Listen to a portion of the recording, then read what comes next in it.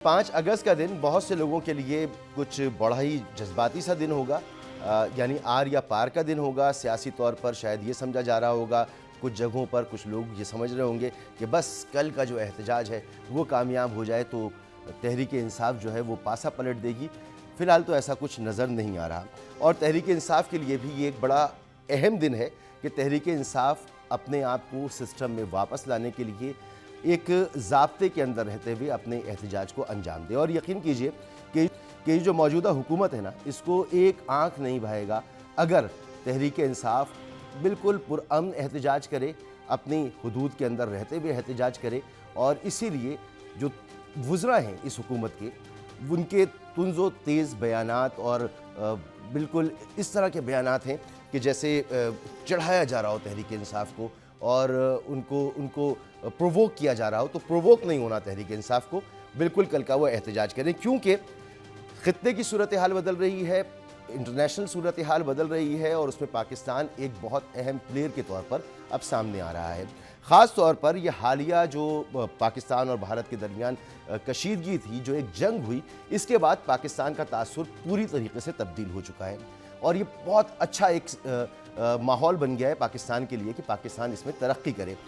आपने देखा होगा कि फ़ील्ड मार्शल जनाब आसिम मुनीर साहब का जो दौरा हुआ अमेरिका का और डोनाल्ड ट्रंप के साथ मुलाकात, ये ईरान और इसराइल जंग जब हो रही थी और अमेरिका बाकायदा इसमें हमलावर नहीं हुआ था ईरान के ऊपर, उस वक्त ये दौरा हुआ था और उस वक्त जो बातें हुई थी वो अब सच होती नज़र आ रही हैं। एक तो पाकिस्तान इस खित्ते में इस्तेहकाम के लिए अपना एक किरदार अदा कर रहा है, ईरानी सदर का दौरा भी इसी तनाजुर में है और अमेरिका के साथ जो कुर्बतें बढ़ी हैं, फील्ड मार्शल आसिम मुनीर और जनाब डोनाल्ड ट्रंप के साथ जो मामलात बढ़ रहे हैं वो बहुत ही खुश आइंद हैं। इंडिया में इस वक्त आग लगी हुई है, वो जलते तवे पे बैठे हुए कि उनके साथ हो क्या गया। और जिस दिन ये जंग हुई थी उसी दिन हमने कहा था कि इसके दूररस नताइज होंगे। एक तो मोदी की सियासत दफन हो जाएगी, दूसरा ये कि इंडिया इसमें बहुत कुछ भुगतेगा और अब नज़र भी आ रहा है। पाकिस्तान और इंडिया के दरमियान, जैसे डोनाल्ड ट्रंप ने कहा कि पाकिस्तान हो सकता है कि आगे चलकर इंडिया को तेल बेचने वाला मुल्क हो, तो लोगों ने कहा कि ये तेल के ज़खायर कहाँ हैं और ये कैसी बात कर दी। तो आपको मैं बताऊं कि हमें ये बात कम से कम 15 साल पहले से पता है कि पाकिस्तान में शेल गैस के बहुत बड़े ज़खायर मौजूद हैं और ख़ास तौर पर इंडस डेल्टा जो है इसके अंदर ये ज़खायर मौजूद हैं। इसके अलावा ऑन शोर ऑफ शोर ज़खायर मौजूद हैं और उनमें भी काम हो सकता है। और पाकिस्तान अगर अपने इस तमाम कैपिटल को जो ऑयल एंड गैस का है इसको मटेरियलाइज़ करने में कामयाब हो जाए, कैपिटलाइज़ करने में कामयाब हो जाए, तो पाकिस्तान शायद दुनिया के 10 या 15 टॉप के मुल्कों में आ जाएगा जो तेल की प्रोडक्शन करते हैं। हो क्यों नहीं रहा था अब तक, उसकी बहुत सिंपल सी वजह है कि पाकिस्तान के ख़िलाफ़ एक प्रोपेगेंडा किया जाता रहा है। बताया जाता रहा है कि पाकिस्तान एक रोग स्टेट है, पाकिस्तान एक फेल स्टेट है और पाकिस्तान में स्टेबिलिटी नहीं है।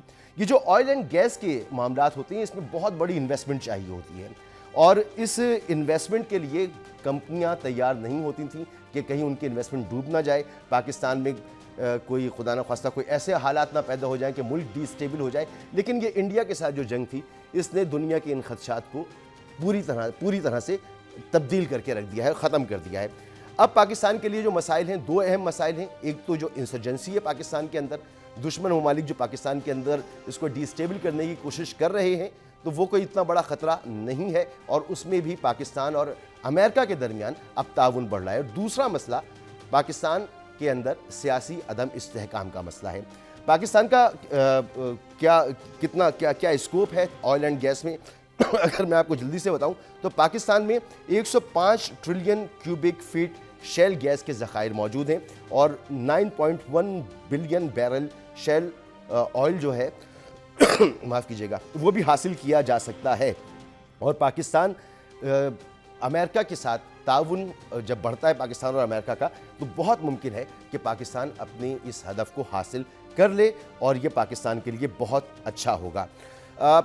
अब जो ये दूसरा मसला है यानी पाकिस्तान के अंदर इंसर्जेंसी का, इस पर फील्ड मार्शल आसिम मुनीर साहब के जो अमेरिका के साथ ताल्लुकात हैं, इस पर एक मजमून शाया हुआ है और इस मजमून में बताया गया है, बरतानवी जरीदा है द इकोनॉमिस्ट, उसने कहा है कि आर्मी चीफ जनाब आसिम मुनीर की अमरीकी सदर डोनाल्ड ट्रंप से व्हाइट हाउस में मुलाकात, खित्ते में सिफारती तब्दीलियों का आगाज़ थी।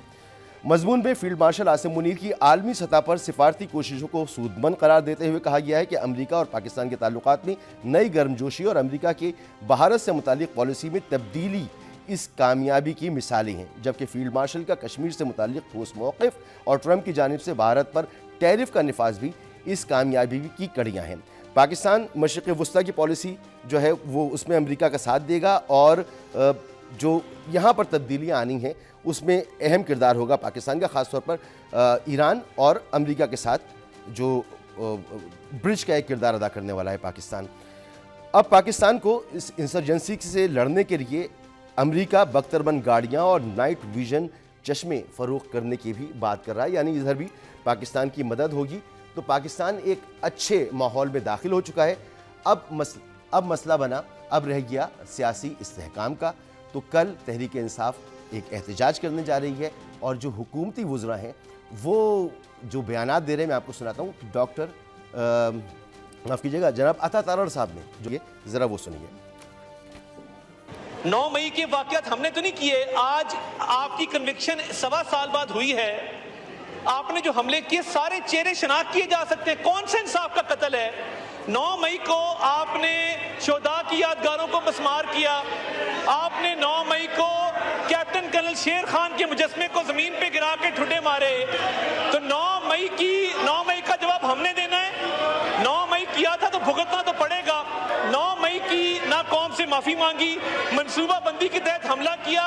9 मई की सजाएं कानून के मुताबिक हुई हैं। चैलेंज करना है, कोर्ट में जाके चैलेंज करें, या शोर न डालें। अज़मा बुखारी साहिबा, उनकी भी गुफ्तगू सुने, फिर मैं मेहमानों की तरफ आता हूं।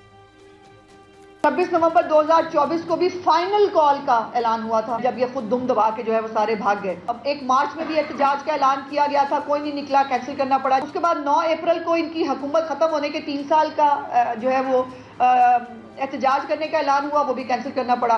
फिर ईद उल फितर के बाद सड़कें गर्म होनी थी, वो आपने देख लिया। आशूरा के बाद फिर एहतजाजी तहरीक चलनी थी, वो भी ऐलान रहा। और कुछ दिन पहले गंडापुर साहब तशरीफ़ लाए थे और उन्होंने अपने आप को खुद से जो है वो 90 दिन का टाइम दिया था, वो भी आपके सामने। और उन्होंने खुद ही दोबारा से आर और पार करने का इनको शौक बहुत है, आर भी खुद हो जाते हैं, पार भी खुद हो जाते हैं। तो वो जो है वो 90 दिन का हाल भी आपके सामने है। और अब जो है वो 5 अगस्त की कॉल दी गई। अलीमा बाजी फरमाती हैं कि उनको कहीं कॉल नज़र नहीं आ रही।